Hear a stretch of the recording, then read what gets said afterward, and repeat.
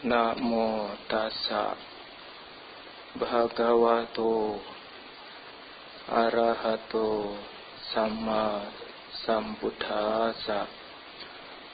Namo tassa bhagavato arahato samma sambuddhassa. Namo tassa bhagavato arahato samma sambuddhassa. Akatang dukatang seyo paccatapati dukatang katanca sukatang seyo yang katwa nanutapati di.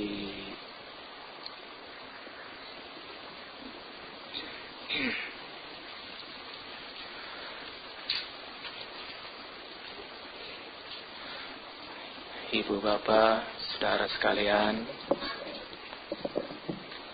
yang berbahagia, pada pagi hari ini kita bisa hadir di tempat yang kita cintai ini, Wihara Dhamma Cakrajaya.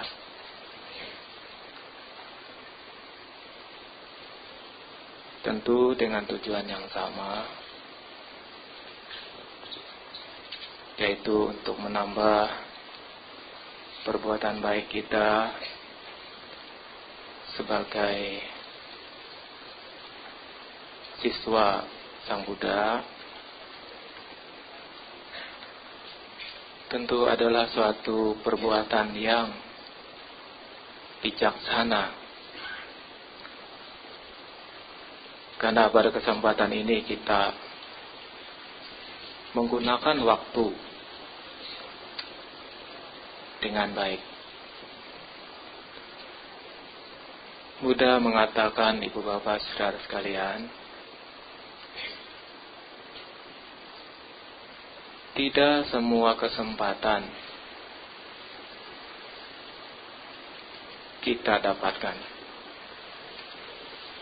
Terutama sekali adalah kesempatan kita untuk bertemu dengan Buddha. Meskipun sekarang kita tidak bertemu dengan Buddha, tetapi kita masih beruntung, karena pada pagi hari ini kita bisa belajar Dhamma. Di dalam Dhamma menyebutkan kehadiran para Buddha adalah membawa berkah, membawa kebahagiaan. Kepada siapa, Bante? Tentunya adalah kepada kita semua. Karena sampai pada hari ini, ibu bapak saudara sekalian, kita dapat mendengarkan, belajar Dhamma dari Sang Buddha. Dengan kita sering-sering belajar, mendengarkan Dhamma dengan benar, ini juga akan sangat-sangat bermanfaat untuk kita semua. Apa, Bante, manfaatnya kalau kita sering-sering mendengarkan Dhamma, sering belajar Dhamma? Manfaatnya adalah kita mempunyai pengertian, mempunyai pemahaman dalam hidup dan kehidupan ini, dalam menjalani kehidupan ini dengan benar. Kalau kita hidup dengan benar, hidup kita sesuai dengan Dhamma, Buddha mengatakan, saudara sekalian, paling tidak kita bisa mengurangi yang namanya sebab-sebab penderitaan. Ya benar saudara sekalian, kehadiran Buddha di dunia ini adalah untuk menyampaikan ini. Tetapi ibu bapak saudara sekalian, tidak semua di antara kita ini beruntung. Tidak semua kita ini merasa beruntung. Tidak semua di antara kita ini menyadari bahwa apa yang diajarkan oleh Buddha itu adalah suatu kebenaran yang membawa pada tujuan hidup yang benar.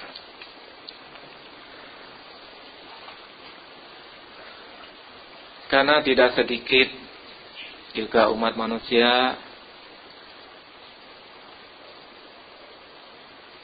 tidak menyadari, ya. Dan sebagian juga karena barangkali tidak tahu,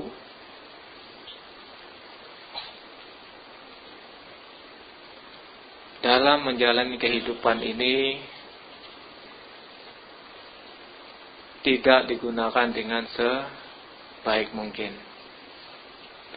Bahkan banyak waktu yang berguna, yang bermanfaat, justru dilewatkan, dihabiskan dengan begitu saja. Dan pada umumnya kita ini sering kali menghabiskan waktu untuk mengejar kesenangan indria yang sebetulnya tidak pernah merasa cukup, tidak pernah merasa terpuaskan. Kalau toh ada yang merasa puas, biasanya sebentar. Setelah itu lenyap. Jadi kesenangan indria yang dikejar-kejar selama hidup kita tidak selamanya memberikan kesenangan. Dan sebagian besar hanya sekejap. Nah itulah yang biasa dikejar. Karena selalu mengejar kesenangan indria, maka tidak sedikit di antara kita juga hidupnya mengalami penderitaan. Banyak kesulitan. Yang tidak jarang adalah mengalami tekanan batin atau stres. Ya. Kekhawatiran muncul, ketakutan muncul. Akhirnya apa saudara sekalian? Kebahagiaan tidak bisa diraih. Dan ini adalah fakta nyata. Ibu bapak saudara sekalian, oleh karena itulah guru agung kita mengajarkan dhamma kepada kita. Beliau membimbing umat manusia dan juga makhluk lainnya untuk mengarahkan mereka semua bagaimana cara hidup yang benar. Ibu bapak saudara sekalian, kita belajar dhamma, mendengarkan dhamma, sebetulnya sangat penting. Seperti kita juga tiap hari butuh makan, butuh minum. Ini adalah kebutuhan fisik yang tidak bisa kita tunda-tunda. Karena kalau ditunda, akibatnya lapar, Ya toh? Kalau lapar dibiarkan lemas, tidak punya tenaga. Kalau masih dibiarkan lapar, siap-siap saudara akan mengalami sakit fisik. Sebetulnya mental kita juga tidak jauh berbeda. Kita tiap hari perlu makan, perlu minum. Tapi sebetulnya mental kita juga perlu makanan. Sudahkah kita memberi makan dengan mental kita? Ya sih Bante, memang saya tiap hari makan. Ya, tiap hari kita minum. Kadang-kadang kalau yang punya duit, makanannya pindah-pindah, menunya juga gonta-ganti. Ada yang mengatakan kalau makan di restoran itu bosan Bante, ya toh? Jadi kalau yang punya duit bisa aja pindah-pindah cari restoran yang lain. Pada umumnya kita hanya memperhatikan makanan fisik ini. Bahkan makan sehari ada yang 3 kali, 4 kali, 5 kali, itu yang terhitung. Belum yang tidak terhitung. Akhirnya makan tidak terkendali. Perutnya sakit Bante. Yang sering datang pada para biku, tanyanya gampang. Bagaimana Bante resep supaya kurus?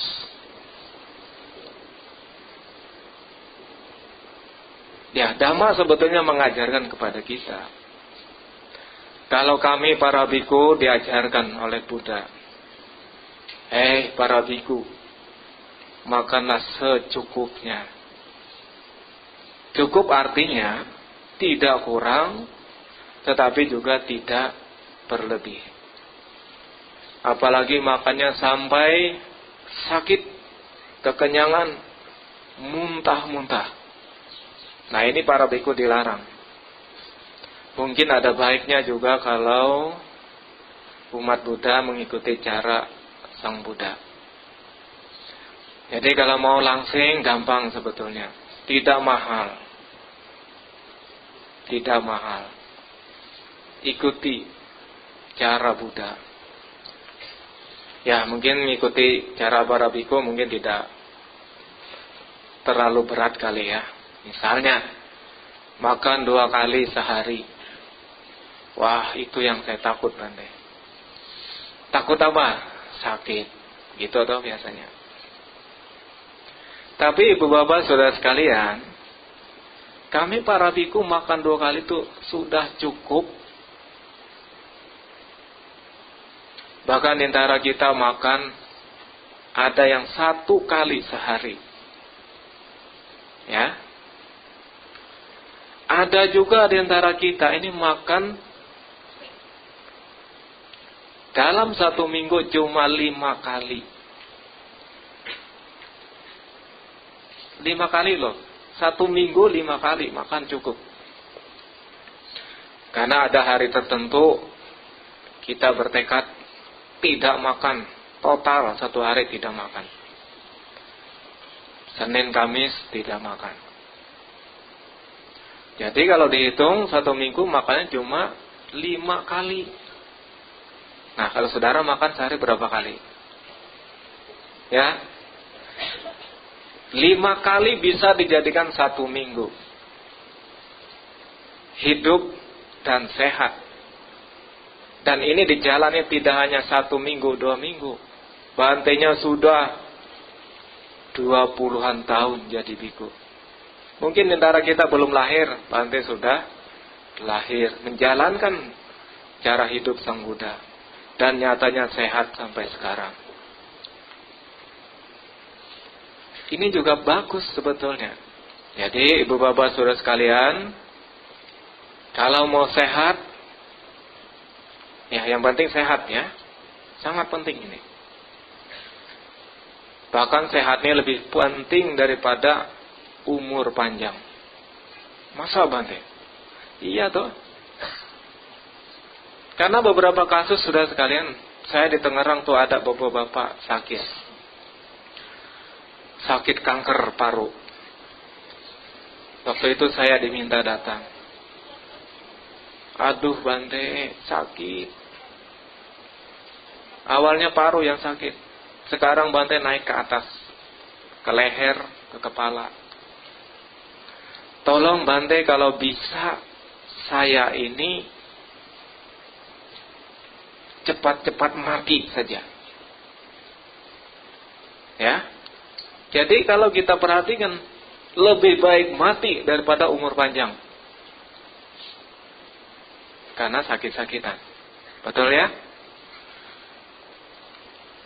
Sakit-sakitan terus-menerus tidak ada gunanya juga sebetulnya umur panjang. Nah, Buddha menambahkan, umur panjang memang perlu. Tapi kalau umur panjang tidak digunakan dengan berbuat yang bermanfaat, berbuat baik, meskipun umurnya 100 tahun, Buddha mengatakan lebih baik umurnya 1 hari, tapi dia berbuat kebaikan. 1 hari ya, lebih baik daripada 100 tahun. Jadi umur 100 tahun ini kalau tidak digunakan, atau umur 100 tahun ini hanya sakit-sakitan, pilih mana? Ya. Umur panjang, sakit-sakitan ternyata juga tidak penting. Orang bijaksana juga mengatakan umur panjang tapi juga tidak berguna, tidak berbuat baik, tidak melakukan kebajikan dalam hidupnya. Setiap hari misalnya melanggar sila, membunuh, mencuri, mabuk-mabukan, menipu orang lain, tidak harmonis keluarganya dengan saudara sendiri, dengan orang tua sendiri, dengan anak, dengan suami, bertengkar terus. Orang seperti ini sebetulnya meskipun umurnya panjang 100 tahun, Buddha mengatakan lebih baik umurnya 1 hari. Tetapi umur yang 1 hari ini, ibu bapak saudara sekalian, banyak kebajikan, berbuat baik, mengendalikan diri, gemar berdana. Nah tentu kita di sini Bante tidak mengharapkan umur 1 hari ya. Ini hanya perbandingan. Kalau bisa kita ini hidup umur panjang, tapi juga diisi dengan yang baik-baik. Itu yang paling baik. Syukur kalau berumur 100 tahun, tapi 100 tahun kita isi dengan berbuat baik. Seperti pada hari ini. Kita belajar Dhamma, mengisi hidup kita, mengisi batin kita. Seperti kita makan, demikian juga kita mengisi batin kita dengan kebaikan. Karena batin kita ini, kalau tidak diberi makan, tidak diisi, juga lama-kelamaan menjadi lapar. Ya, batin kita juga mengalami kelaparan. Kalau batin kita lapar, kita biarkan, batin kita juga akan mengalami lemah. Mental kita menjadi lemah. Perlu nggak Bante kita punya mental yang kuat? Sangat perlu. Terutama dalam menghadapi kehidupan ini, dibutuhkan mental yang kuat, batin yang kuat. Kalau batin kita lemah, tidak kuat, saudara tidak mampu menghadapi kehidupan ini. Nah selanjutnya, batin yang lemah, batin yang lapar, kita biarkan, lambat laun batin kita menjadi sakit. Mental yang sakit, saudara sekalian, sudah banyak contohnya. Akan melahirkan tindakan yang tidak sehat, perbuatan yang tidak sehat, perilaku yang tidak sehat. Itulah saudara sekalian, dilahirkan dari batin yang tidak sehat. Kita bisa lihat contoh.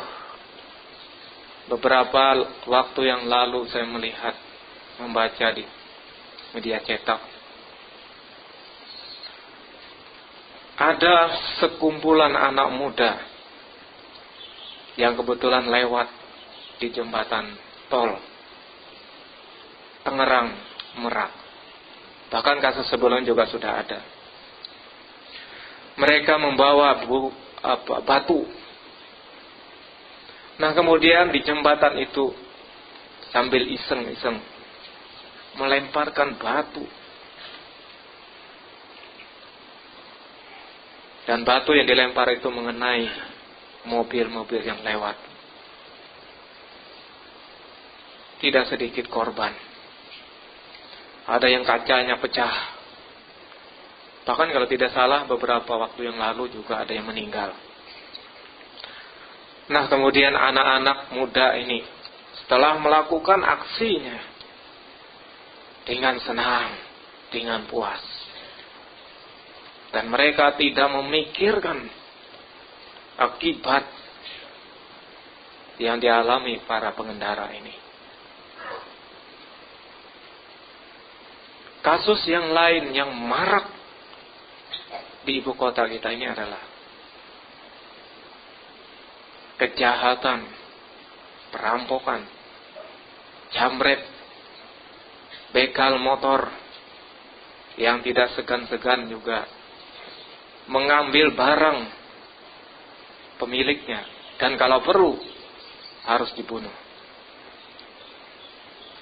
Itulah saudara sekalian contoh nyata perilaku-perilaku buruk yang dilahirkan dari mental yang tidak sehat, mental yang sakit, bahkan mental yang sudah mati. Maaf, yang baru-baru mungkin beberapa bulan yang lalu, semua orang tahu membunuh, kasus di Surabaya dengan bom bunuh diri. Apakah tidak berbahaya, saudara sekalian?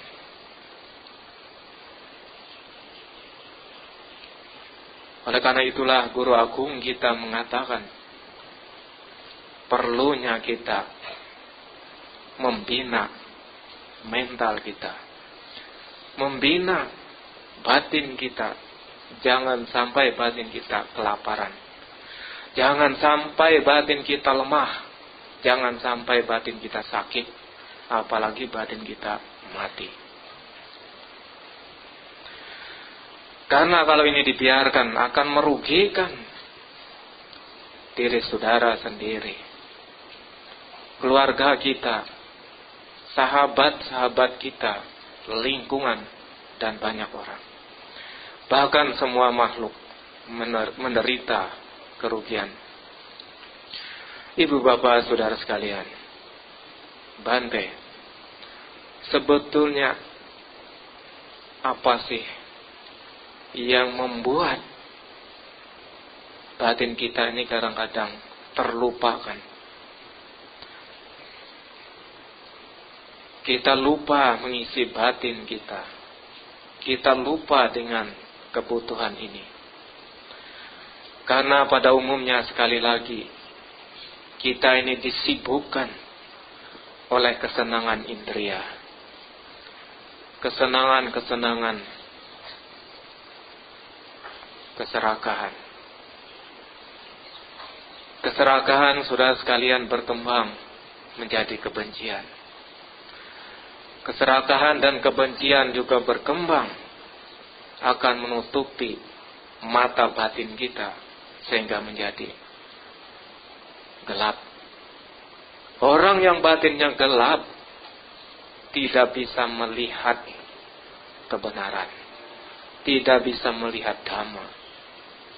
Oleh karena itulah tidak sedikit makhluk di dunia ini diliputi oleh kegelapan batin. Ibu bapak saudara sekalian, itulah sumber sebab pencipta penderitaan di muka bumi ini.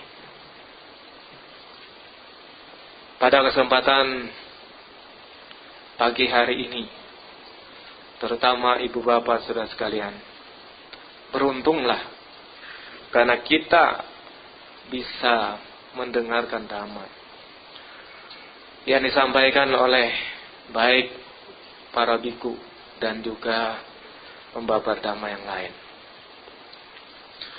Tetapi janganlah merasa senang, merasa bangga, merasa cukup bahwa saya sudah menjadi umat Buddha. Belum cukup. Kita sebagai umat Buddha, belajar kita perlu, mendengarkan dhamma kita sangat-sangat perlu. Tetapi janganlah merasa cukup. Karena tugas kita selanjutnya setelah kita belajar dhamma adalah mempraktekannya. Sekarang tugas kita adalah bagaimana dhamma itu kita praktekkan dalam kehidupan sehari-hari. Mempraktekkan dhamma seperti kita memberi makan pada batin kita, pada mental kita. Nah, kalau mental kita beri makan, kita isi, ya, seperti pada hari ini, maka mental kita tidak akan menjadi lapar, tidak akan menjadi lemah, tidak akan menjadi sakit, dan justru menumbuhkan mental yang sehat. Mental yang sehat, saudara sekalian, juga akan melahirkan segala perbuatan, pikiran, dan ucapan yang sehat. Bukankah itu, saudara sekalian, yang dibutuhkan oleh setiap orang? Setiap orang menginginkan adanya orang yang baik. Kita tidak usah jauh. Di dalam lingkungan keluarga kita, suami istri mengharapkan istrinya yang baik, yang jujur, toh?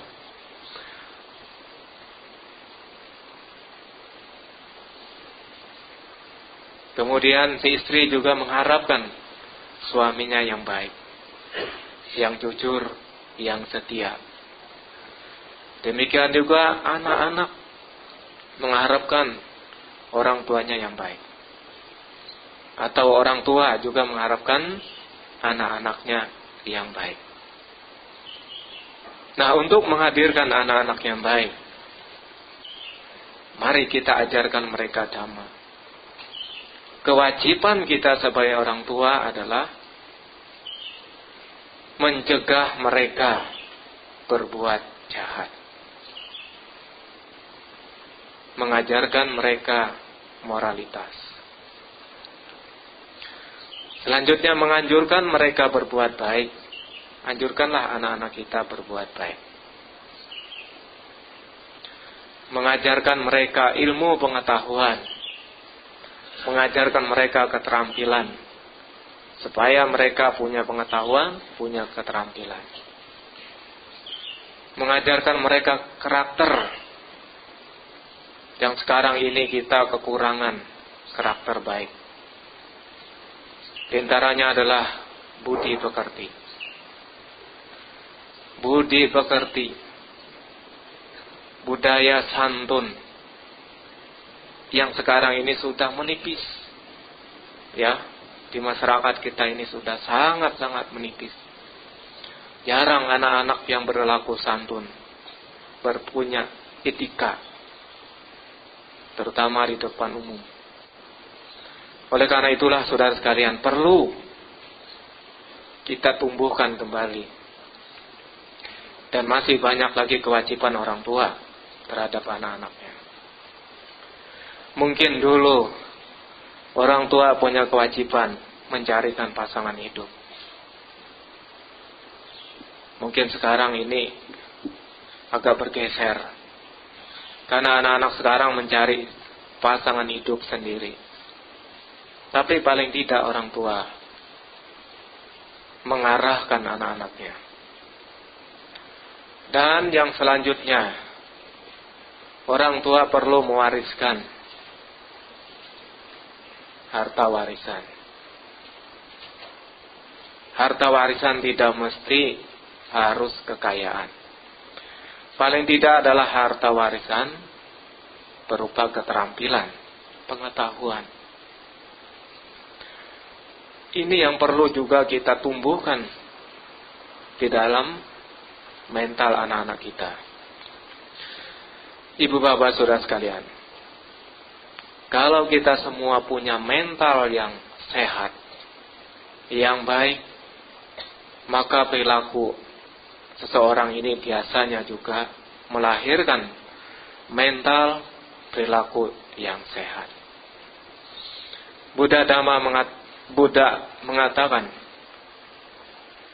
kebahagiaan, ketenangan, ketentraman, kedamaian sesungguhnya adalah dilahirkan dari perilaku yang sehat. Diawali dari mental yang sehat. Karena Buddha mengatakan kehidupan kita sebagai manusia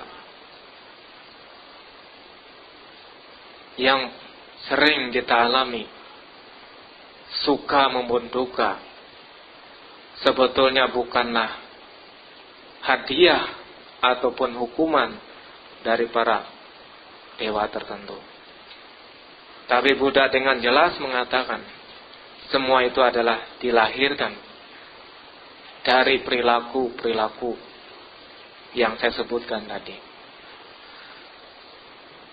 Tentunya perilaku baik adalah mendatangkan keberkahan, kebahagiaan, kedamaian, ketentraman, keuntungan, kesehatan, bahkan umur panjang. Semua ini adalah diperoleh dari buah kebajikan, dari karma baik kita masing-masing. Ini bukan pemberian. Demikian pula sebaliknya.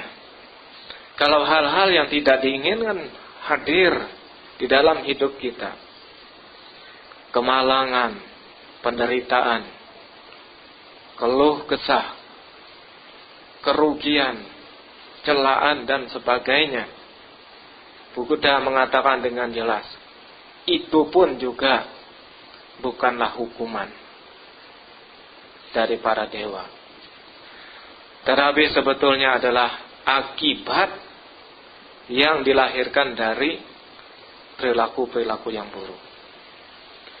Nah, maka dengan demikian, setelah Buddha mengajarkan Dhamma seperti ini, kita sebagai umat Buddha mempunyai pengertian, mengerti Dhamma dengan benar, dengan baik. Maka dengan pengertian Dhamma yang benar dengan baik, jadikanlah Dhamma itu sebagai jalan hidup yang benar pula.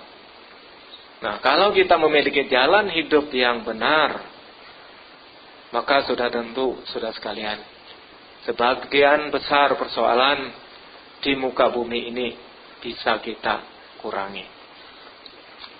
Ibu bapak saudara sekalian, karena kehadiran Sang Buddha di muka bumi ini adalah untuk mengurangi persoalan, mengurangi penderitaan dalam kehidupan ini.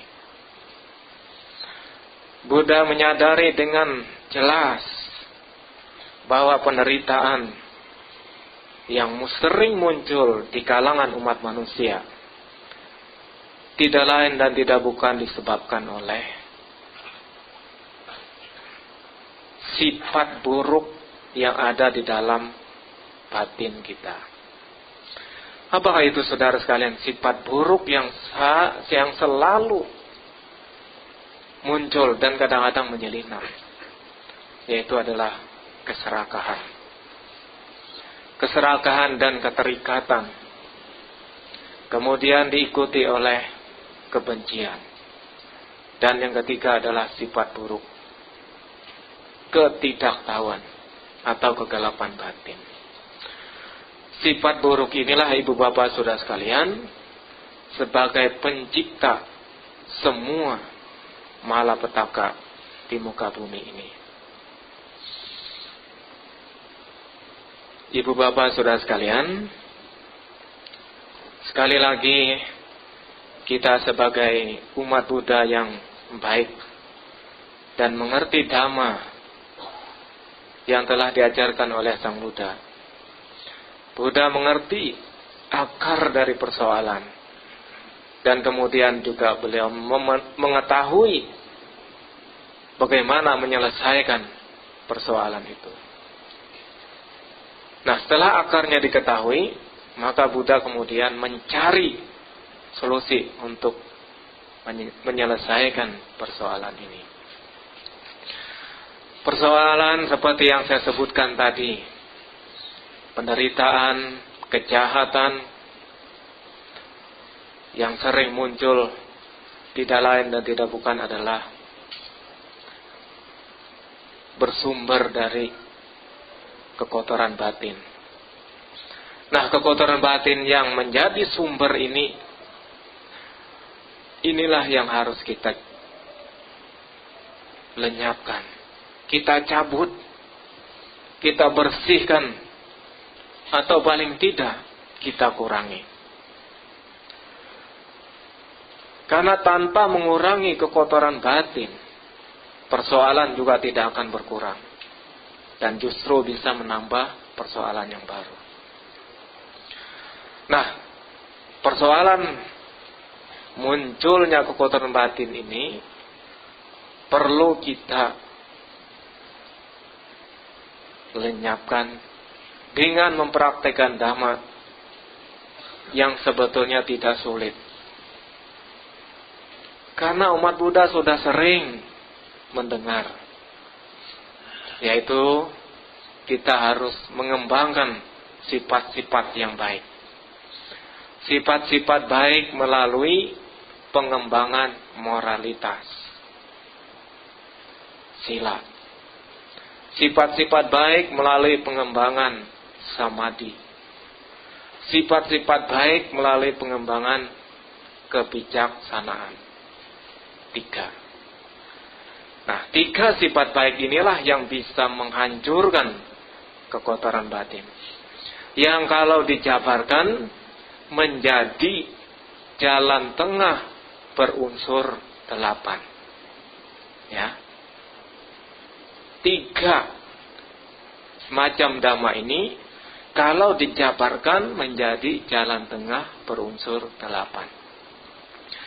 Jalan tengah berunsur 8 adalah jalan satu-satunya untuk menghancurkan sebab-sebab penderitaan. Tidak ada jalan lain. Inilah jalan satu-satunya, bahkan jalan satu-satunya untuk membebaskan makhluk-makhluk, terutama manusia, dari penderitaan. Jalan tengah. Jalan tengah ini hanya satu, tapi unsur-unsurnya ada 8. Yaitu unsur-unsurnya, ya kalau kita mengikuti secara pengembangan dari praktiknya adalah dari sila. Maka tidak heran kita ini langkah awal menjadi umat Buddha adalah mengembangkan moralitas, adalah sila. Ya, sila terutama Pancasila Buddhis. Ya, bagi umat, bagi tarawasa, bagi berumah tangga. Pancasila Buddhis dikembangkan dengan baik. Ya, sesuai dengan kedudukan kita masing-masing. Ya, terutama kalau ibu bapak saudara sekalian sebagai berumah tangga melaksanakan 5 sila. Ya, 5 sila kembangkan terus. Ya. Nah, di samping melaksanakan sila ini juga akan menghancurkan sifat-sifat yang buruk. Terutama sekali adalah kebencian. Kebencian bisa dihancurkan dengan cinta kasih dan kasih sayang. Bagaimana pelaksanaan cinta kasih dan kasih sayang ini? Pelaksanaan yang sederhana sekali adalah umat Buddha sebagai wujud nyatanya bisa mempraktikkan. Yang paling mudah adalah berdana. Ya, sering dilakukan berdana. Berdana juga menghancurkan sifat serakah, sifat loba. Jadi loba bisa dikalahkan dengan dana. Ya, dana bisa dilakukan, bisa dana materi, bisa juga berdana berupa penyelamatan terhadap makhluk lain. Atau bahasa sekarang adalah pangsen. Ya, itu bisa dilakukan ibu bapak saudara sekalian. Ini adalah wujud dari meta. Wujud meta yang lain, yang lebih dalam lagi adalah pelaksanaan moralitas. Sila. Ya. Wujud cinta kasih. Sila ini adalah cinta kasih yang tanpa pamrih. Akan menghancurkan sifat-sifat buruk, terutama adalah dosa, kebencian. Itulah cara menghancurkan sifat-sifat yang buruk. Selain sila, saudara sekalian, pedang untuk menghancurkan kebodohan batin, diperlukan kebijaksanaan. Nah, bagaimana cara kerjanya dhamma ini, cara mempraktikkan dhamma ini? Nah, kalau kita mengikuti praktiknya menurut jalan tengah, pertama-tama kita perlu mengembangkan moralitas. Yang sana dibagi menjadi ucapan benar sama wajah. Ucapan benar. Ucapan benar meliputi menghindari ucapan bohong, menghindari ucapan kasar, menghindari memfitnah, dan juga menghindari omong kosong. Nah, ini semua saudara sekalian ada dalam kehidupan sehari-hari yang perlu kita hindari. Kemudian sila juga meliputi perbuatan benar.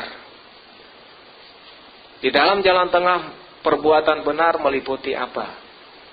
Nah, di sini dijelaskan adalah paling tidak kita menghindari pembunuhan, menghindari pencurian, menghindari perbuatan mabuk-mabukan, termasuk juga menggunakan narkoba dan lain sebagainya. Perbuatan benar, sila. Ya.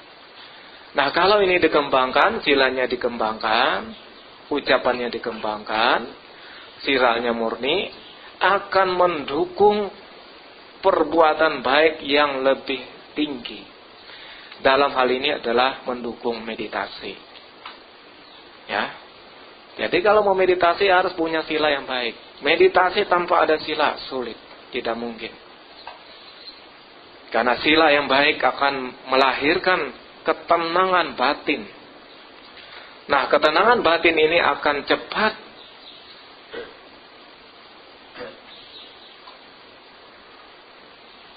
berkembangnya untuk batin yang lebih tinggi, yaitu melalui meditasi. Meditasi yang baik, yang benar akan berguna mengikis kekotoran batin. Ya, mengikis kilesa, loba, dosa dan moha tadi. Ya, meskipun tidak sampai ke akar-akarnya. Nah, setelah loba, dosa, moha bisa berkurang, maka yang muncul apa? Pengertian benar. Pengertian benar di sini adalah kita bisa mengerti dengan benar, dengan jelas.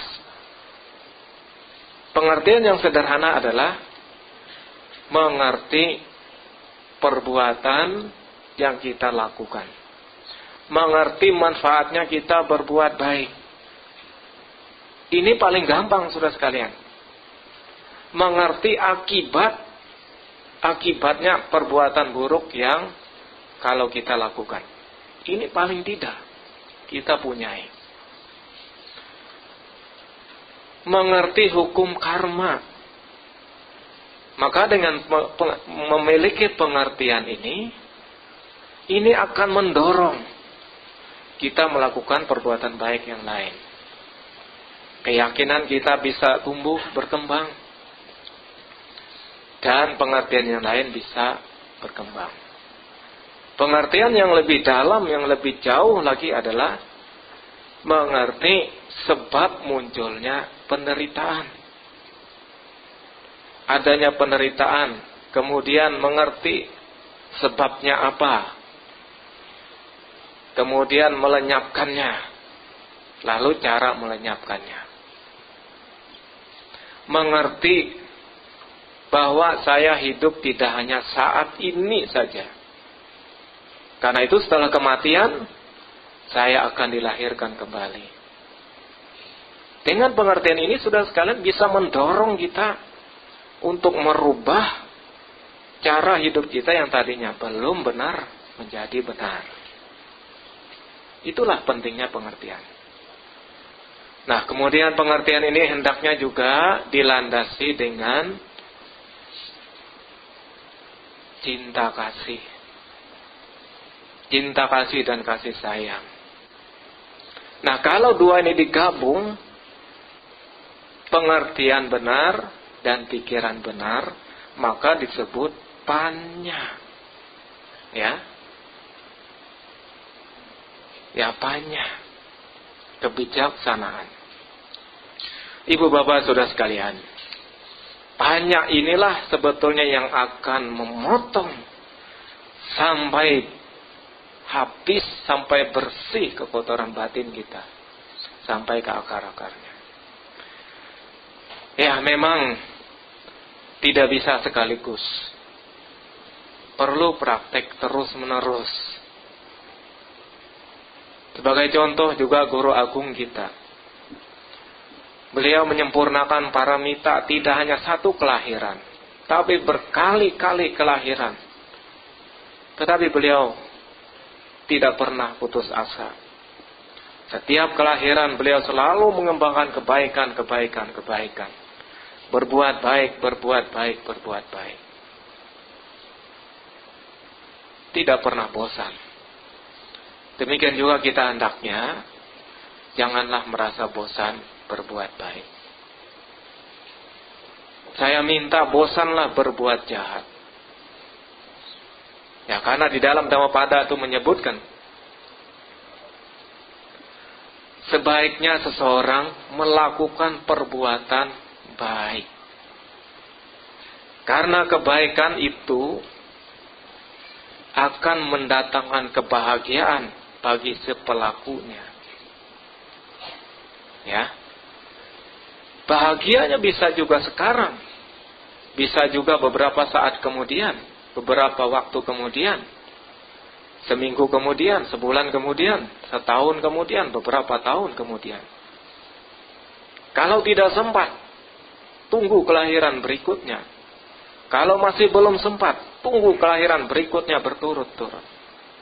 Karena apa yang kita lakukan tidak hilang. Demikian juga Buddha mengatakan, sebaiknya lakukanlah, hindarilah perbuatan buruk, perbuatan jahat.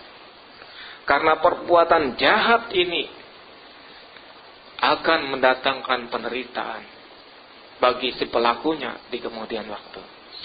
Akan mendatangkan penyesalan.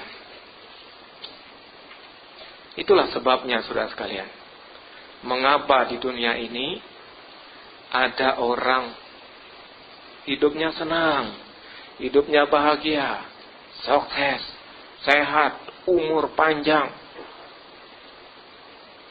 segala kemudahan tersedia. Sementara yang lain, saudara sekalian, sebaliknya, hidupnya menderita, susah, miskin, sakit-sakitan, dicemooh orang, cepat mati lagi. Mengapa? Karena perbuatan. Ibu bapak saudara sekalian, inilah sebetulnya manfaatnya kita mempraktikkan Dhamma. Praktek Dhamma tidak hanya memberikan manfaat pada kehidupan sekarang ini, tetapi juga memberikan kehidupan selanjutnya. Dilahirkan di alam-alam bahagia, di alam-alam menyenangkan. Kalau paramita kita cukup, kebajikan kita cukup, kebajikan juga akan mengantarkan kita pada pencapaian nibbana atau nirwana. Ibu bapak saudara sekalian, itulah keberkahan kita dilahirkan sebagai umat Buddha. Dan pada hari ini kita bersama-sama melakukan perbuatan baik. Saya minta jangan bosan berbuat baik. Kalau mau bosan, bosanlah berbuat jahat. Tundalah perbuatan jahat. Tapi usahakan kita berbuat baik terus menerus. Karena inilah yang mendatangkan berkah kebahagiaan bagi kita semua. Kebajikan adalah obat untuk menghancurkan penderitaan. Adalah obat untuk melenyapkan penderitaan. Inilah obat yang ditemukan oleh Sang Buddha, yaitu Dhamma. Dhamma ini seperti obat atau sebagai air yang menyirami batin kita yang barangkali sering kali mengalami kebakaran, terbakar oleh kekotoran batin, terbakar oleh keserakahan, terbakar oleh keterikatan, terbakar oleh kebencian, dan terbakar juga oleh ketidaktahuan. Nah, sekarang kita punya obat. Dan Buddha sebetulnya adalah seorang dokter yang menemukan obat ini untuk kita semua. Ya, marilah kita gunakan obat ini untuk kesehatan mental kita. Mental yang sehat adalah keuntungan yang paling berharga. Arogia paramang laba. Ya, keuntungan yang paling berharga. Betul ya? Ya betul lah. Coba kalau saudara sakit, 1 kontainer uang bisa habis berobat. Dan ini terbukti. Banyak umat orang yang masuk rumah sakit, sakit parah. Berapa saja dana yang dikeluarkan siap. Bahkan kalau dana habis, rumah pun juga dijual siap. Yang penting sehat. Ya toh? Bahkan tidak hanya itu. Ada beberapa kasus seperti beberapa tahun lalu. Seorang ibu yang kebetulan kena sakit gula. Sakit gula ini biasanya kalau sakit itu tidak sembuh-sembuh. Kemudian masuk rumah sakit. Maaf ibu, saya tidak mampu untuk menyembuhkan ibu. Lalu dokter gimana?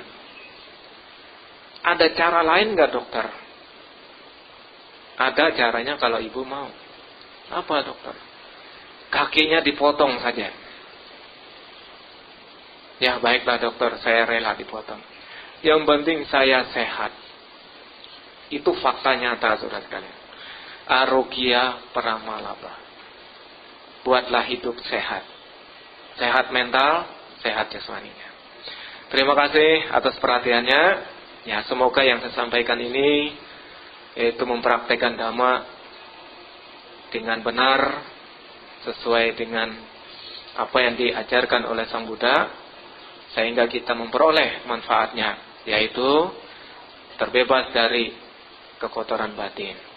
Dengan kita terbebas dari kekotoran batin, maka hidup kita bisa bahagia, tenang, tentram, damai, dan sejahtera.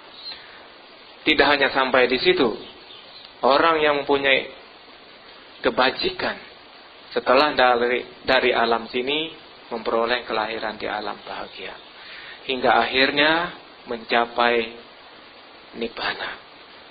Semoga semua makhluk hidup berbahagia. Terima kasih. Sabe sata bawantu sukitata. Sadhu, sadhu, sadhu.